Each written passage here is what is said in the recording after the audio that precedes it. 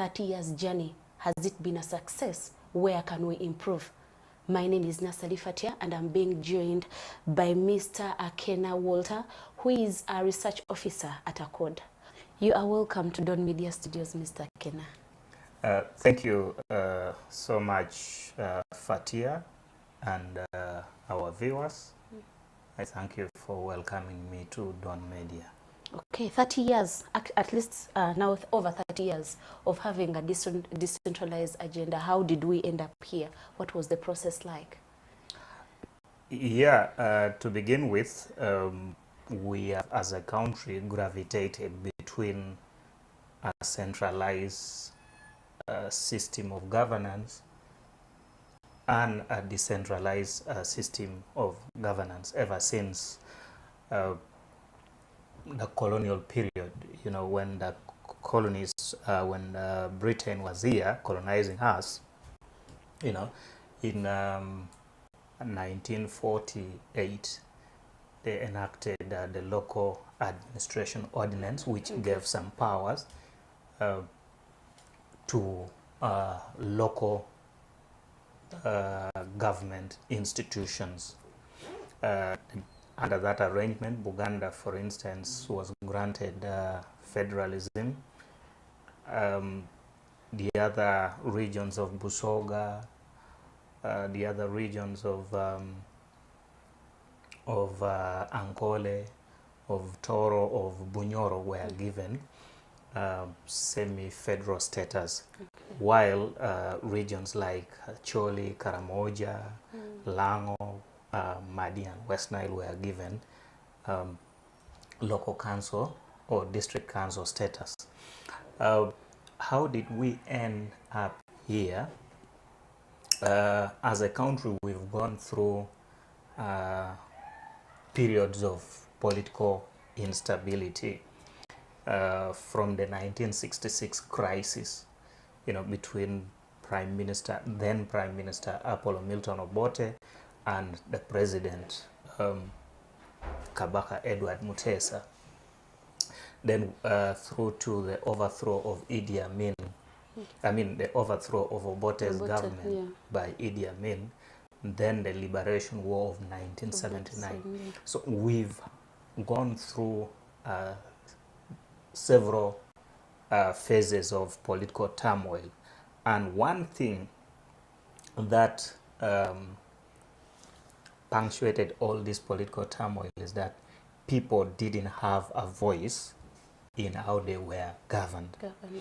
Yeah, so when the NRA government took over power in 1986, they instituted a commission of inquiry led by Professor Mahmoud Mamdani, which recommended that to be able to settle, to address the challenges, the political challenges, people need to take charge of their governance.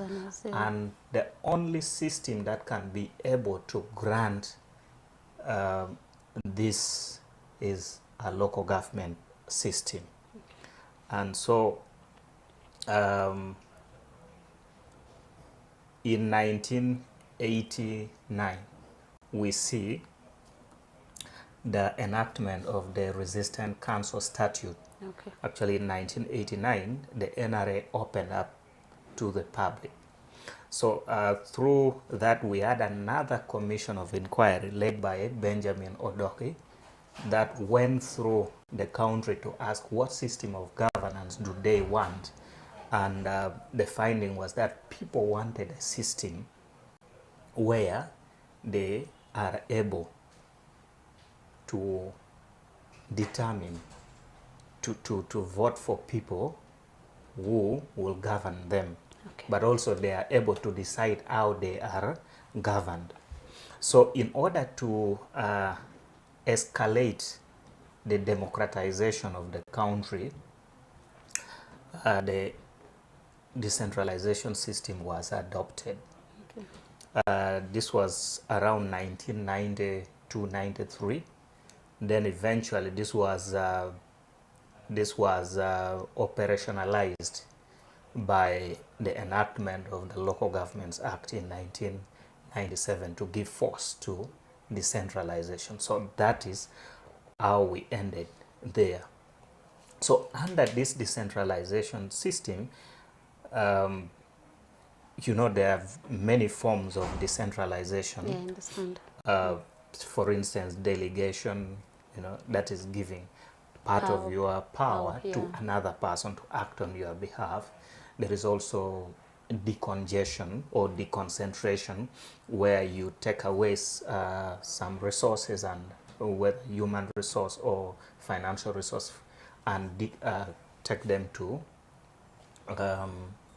local government. But also there is privatization, which is giving some responsibilities to the private sector, responsibilities for services. For instance, now the responsibility of delivering water in urban areas have been given to National Water and Sewerage Corporation. Isn't it a government entity? It is a government parastatal, but I mean, but also has some private sector element in it. But now what we adopted as a country is devolution, which is giving discretionary powers to subnational governments. So under this, a number of powers were devolved. Powers and functions. For instance, local governments have powers to plan. If you look at section 35 of the Local Government Act, the district council is the planning authority of the district. There is also financial power. Local governments have the power to raise revenue under section 80 of the Local Governments Act. But also there is political power.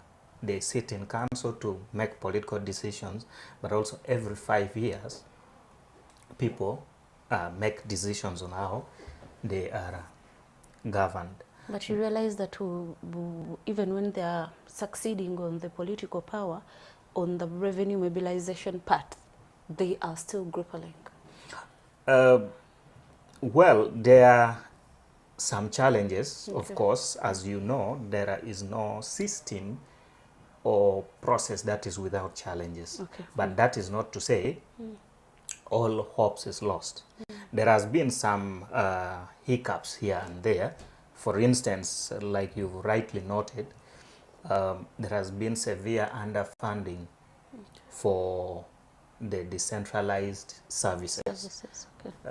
If you look at the second schedule, part 2 of the second schedule of the Local Governments Act, Cap 243, there are some functions and services that were devolved to local governments. For instance, primary education, pre-primary education, health care services, including primary health care, and health centers from level 2 to level 4, and district hospitals. These are responsibilities of the local government. There is also access roads. That is a responsibility for. Then you realize that they need resources to be able to deliver on this mandate. However, these resources have not been commensurate with the responsibilities that they have. But also, apart from that, the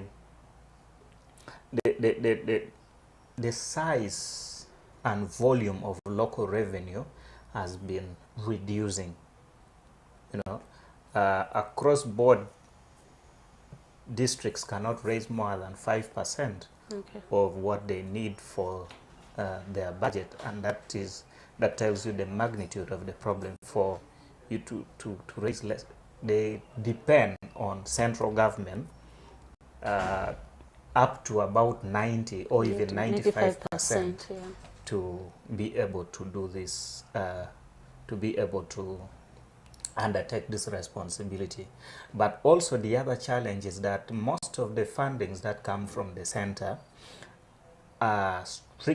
come with strict conditions that local governments do not have the leeway to think around with it. Yeah. So that affects their discretion and flexibility.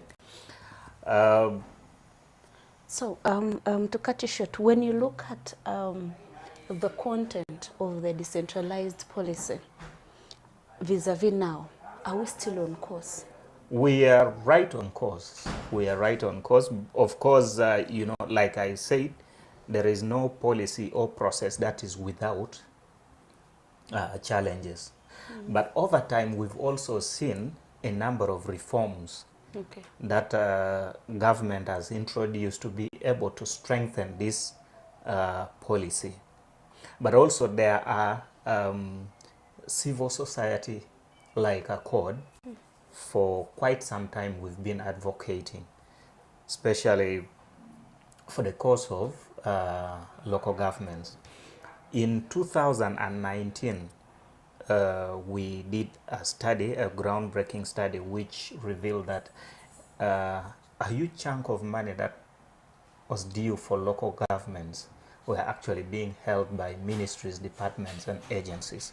And we've been advocating for a release of those of that money, about 1.5 trillion shillings, that would actually go to local governments. So we have been advocating to the Ministry of Finance, especially the PSST, who has already written to this MDS to release this money. There was also challenges with the delays in release of these funds. As ACODE, again, we have done extensive advocacy in this area, and the situation has actually changed. So that is on the part of the civil society. But on the part of government, they have introduced a number of reforms. For instance, introducing the IFMIST, the Integrated Finance Information Management System, and also introducing the single treasury account to address challenges of lack of accountability for local revenue at the local government level. Because you realize that local governments were collecting revenue, but most times spending them at source. But also sometimes they have multiple accounts for multiple accounts in commercial banks for this local revenue, and accounting for the local revenue was becoming a challenge. So as part of strengthening the system, the center said, no, what you now need to do is to get this money and now bank it at a single account. The other reforms that were introduced, a number of local governments were facing litigation arising from human resource management issues. Previously, they had powers to recruit cows. So what is the status quo? But now that power was, there was a reform around that area, and now it is the responsibility of public service to recruit and discipline cows. But even then, there are still other challenges that public service from time to time issues guidelines, issues circular standing orders to guide and address the challenges of these local governments. But also Ministry of Local Government from time to time,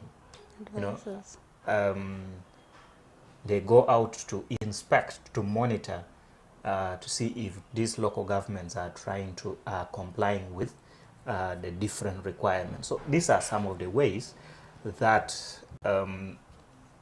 some of the strategies being applied to try and improve and strengthen the system. So if you ask me that, are we still on course? Yes, we are on course, and within there is also going to be a review of the policy, and I know a number of reforms will continue to be introduced to strengthen the system. Okay, Mr. Akena, let's talk about the issue of service delivery in this decentralized agenda. Are you really contented that it is serving the purpose? Well, decentralization, like I said, is the way to go. Okay. And despite the challenges, it is still the way to go. The challenges will be addressed in the ways that I have told you, through these reforms, but also through advocacy. But also, if you look at the quality of services, Yes. One of the key strong points for decentralization has been that, you know, citizens' participation in the development processes. The fact that citizens, through this decentralization framework, actually participate in planning. You know, planning is bottom up. So what happens is that citizens sit in the villages, identify their issues and challenges, and then this is crystallized by the parish development committee. And when it is crystallized by the parish development committees, they now escalate this to the sub-county. Then the sub-county now purifies it into a sub-county development plan. Then the sub-county submits this plan to the district, then it becomes the district development plan. That way, citizens feel ownership. So they identify with the processes, they identify with the projects that are brought to them. So that's how it's supposed to be. But is it what is happening on ground? Of course, there are some challenges, again, especially with citizens' participation. Although this has encouraged and created avenues for citizens' participation, but that effective participation, that substantive participation is still lacking. Why? Because of a number of issues. You know, that citizens' engagement still needs to be strengthened. You have a citizenry that would demand you to when you invite them for planning meetings, then you need to first pay them transport refunds or even buy for them sodas. But again, this through interventions of civil societies, we've tried to.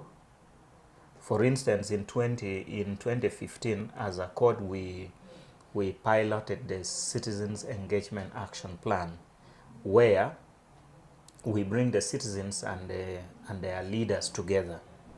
What happens is that we first train the citizens. Okay. One, that these are the things that you should demand from your leaders, as opposed to demanding for private things like school fees for your children, attending funerals. These are the things you need to.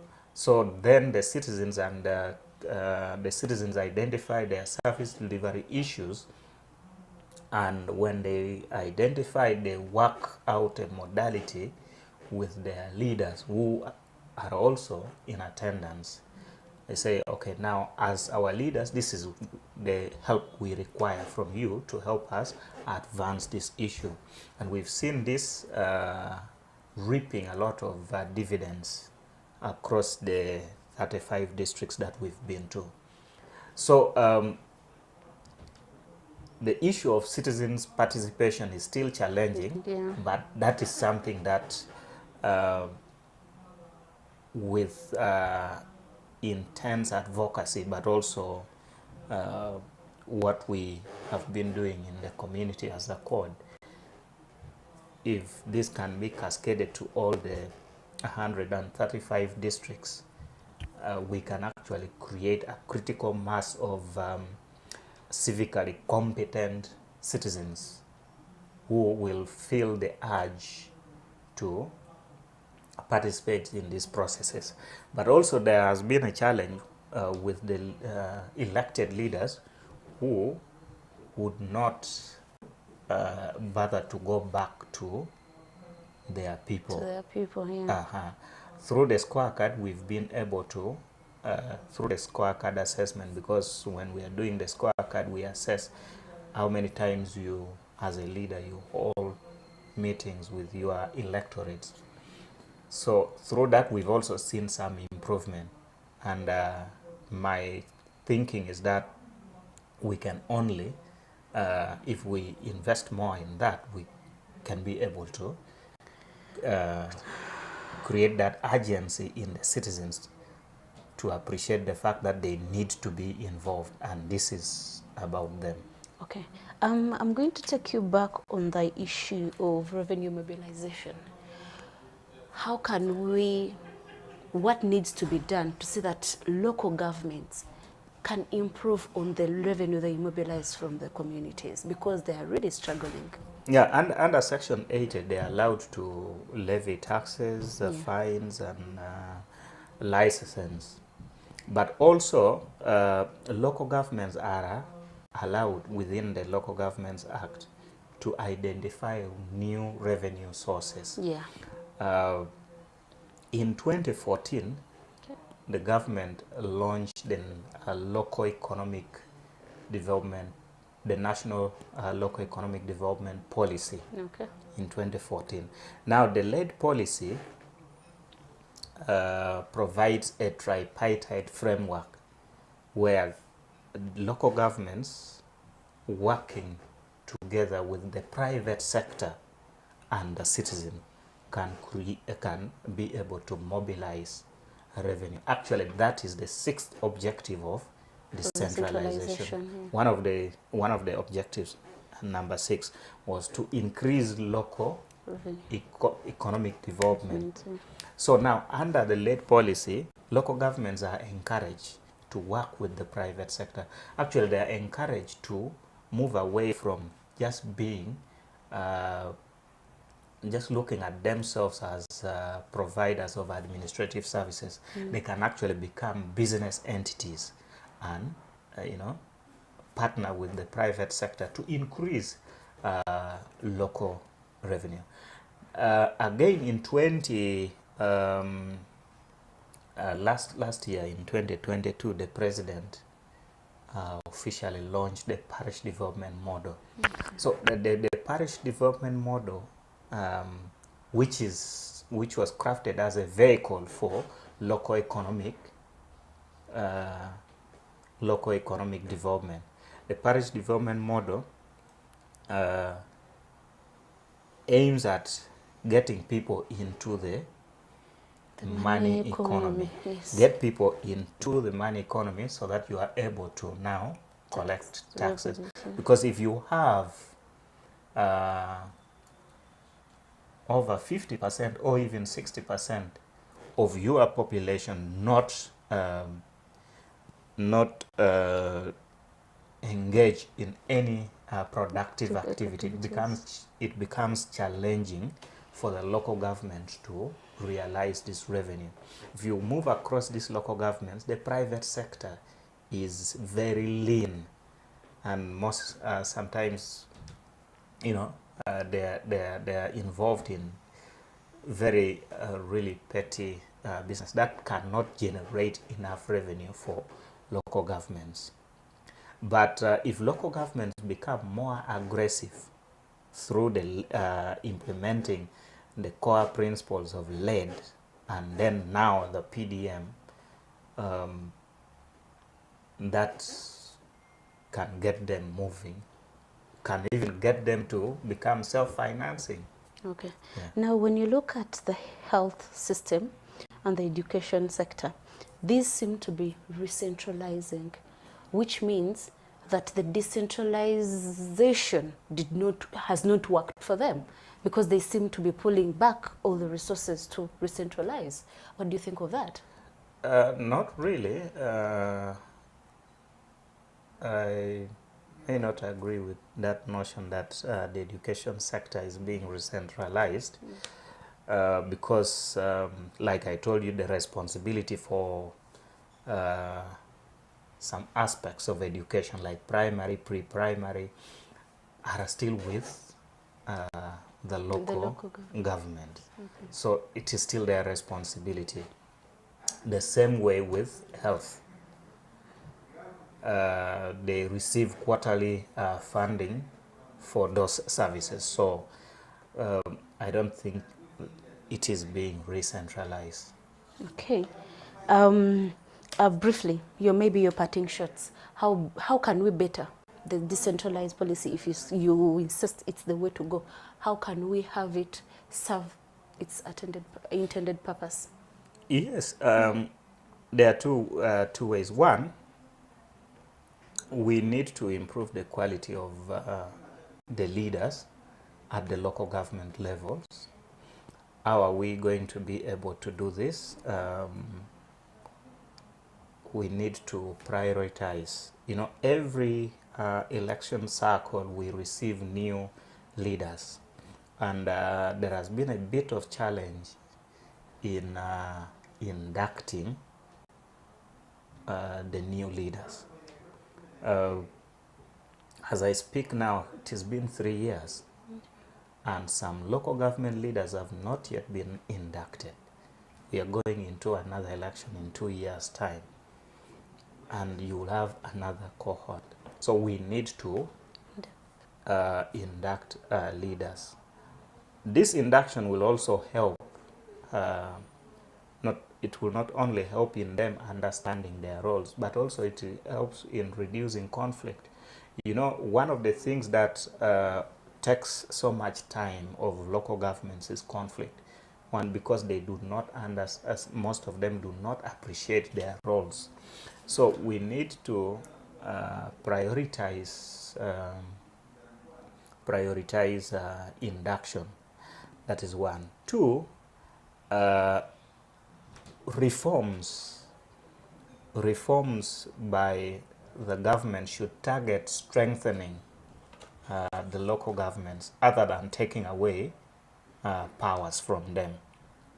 So where you find a challenge, for instance, I talked about how local governments had abused that powers of recruiting cows. Yes. So when you identify that challenge, you need to design reforms that are aimed at strengthening and not taking away their powers.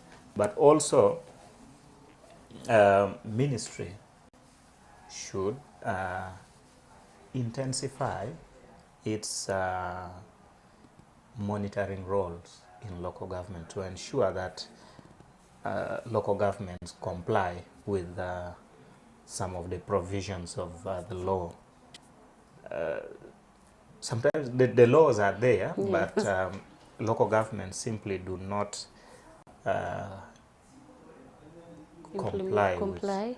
For instance, there has been a challenge with these boards and commissions, the statutory boards and commission. If you look at section 54(2)(e) of the Local Governments Act, it clearly states that when a service commission, when the term of a service commission expires, a new one should be in place, or the term should be renewed after 3 months or within 3 months. But you find there are local governments that have gone like for a year without service commission, and that stifles activities. Okay. They can't recruit. So compliance also needs to be enforced through regular supervision and monitoring. Then the other one is like what we do. We need to continue speaking for local governments, for these local governments advocacy, and Lastly, I think the local government should also try and work through LED and the PDM to ensure that they improve on their local revenue. Then Ministry of Finance, you know the budget allocated for locals of administrative units that we have, because really important. if you now the numbers are increasing, just like at home you have a family, then your income has not your income, instead of increasing, has decreased, but the number of people depending on that income keeps on increasing. So we need to find a way of saying, of putting a full stop to the process of administrative engineering and say, now that we have 135, then 10 regional cities, we could probably stop there and see a way of managing what we have, because most of the districts actually do not have that viability in terms of finance, where you cannot collect let's say 100 million in a year. So we really need to put a stop to that. Thank you, Mr. Akena. That was so insightful. Mr. Akena is a research officer at ACODE, and he has taken time to understand how local governments operate.